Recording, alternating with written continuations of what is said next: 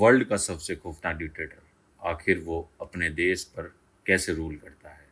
North Korea में आम जिंदगी कैसी होती है, सोचकर ही इंसान को घुटन होने लगे। यहाँ की सरकार अपने सिटीजन की लाइफ की छोटे से छोटे पार्ट को कंट्रोल करती है। कौन कहाँ रहेगा, कौन क्या करेगा, कौन क्या पढ़ाई करेगा, सब कुछ गवर्नमेंट डिसाइड करती है।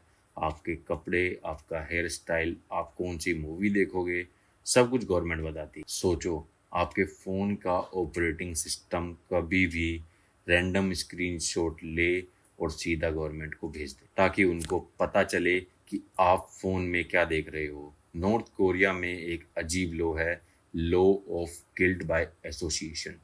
मतलब अगर एक इंसान क्राइम करता है तो उसके बच्चे, उसके पेरेंट्स और उसके ग्रैंड चिल्ड्रन तक को सजा मिलती। इस वजह से फैमिली का एक दूसरे पर भरोसा भी नहीं करती। भाई बहन, माँ बाप सब एक दूसरे से बात करने से डरते हैं। फिर भी पिछले कुछ सालों में किम जोंग उन की पकड़ धीरे धीरे कम होती जा रही है। एक साइलेंट रेवोल्यूशन चल रहा है जिसमें सबसे बड़ा रोल वुमेन का है। 1981 में एक प्रेग्नेंट औरत को नॉर्थ कोरिया के पॉलिटिशियन प्रिजनर कैंप नंबर 14 में डाल दिया गया। जेल के अंदर ही उसको एक बच्चा पैदा हुआ। उसका नाम था सिंग डोंग। यह बच्चा जेल में ही बड़ा हुआ। नॉर्थ कोरिया गवर्नमेंट का मानना है कि अगर एक आदमी पॉलिटिकल क्राइम करता है तो उसकी पूरी की पूरी फैमिली को जेल भेज दो। 3 जनरेशन को सजा मिलती है। इसी वजह से सिन डोंग जेल में पला। सरकार को लगता था कि उसका खून इम्प्योर हो गया है। उसकी बचपन की हालत इतनी बुरी थी कि खाने को सिर्फ कॉर्न मिलता था। जिंदा रहने के लिए घास और चूहे तक खाने पड़ते थे। इस कैंप में लगभग 20,000 प्रिजनर थे। रूल सिंपल था, अगर भागने की कोशिश करी तो गोली मार दी जाएगी, और अगर भागने की प्लानिंग सुन के रिपोर्ट नहीं किया तो भी मौत।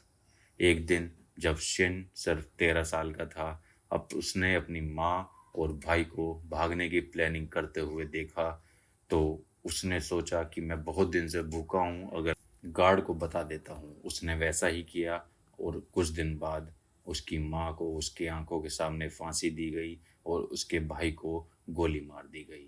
उसके बाद तक उसको भी 6 महीने तक टॉर्चर करा बराबर। लेकिन 2005 में जब वो 23 साल का था तो उसने भागने की कोशिश करी, और इस बार किस्मत उसके साथ थी। वो नॉर्थ कोरिया से भागकर चाइना और फिर साउथ कोरिया तक पहुंचा, और तभी दुनिया को उसकी असली कहानी पता चली। बाद में वो ह्यूमन राइट एक्टिविस्ट बना। उसकी स्टोरी पर एक फेमस किताब भी लिखी गई थी जिसका नाम था एस्केप फ्रॉम कैंप 14, जहाँ पर वो बंद था। सिर्फ शिन कहता है जहन्नुम में आत्मा आग के बीच जलती है, और नॉर्थ कोरिया में कैंप वैसा ही है, बिल्कुल जैसे वो जहन्नुम हो। ये तो फिर एक कहानी थी, लेकिन इसे समझाना और आसान हो जाता। नॉर्थ कोरिया में आम लोगों की लाइफ कैसी होती है। 25 मिलियन पॉपुलेशन वाला ये देश, रात को सैटेलाइट फोटो में पूरा अंधेरा नजर आता है।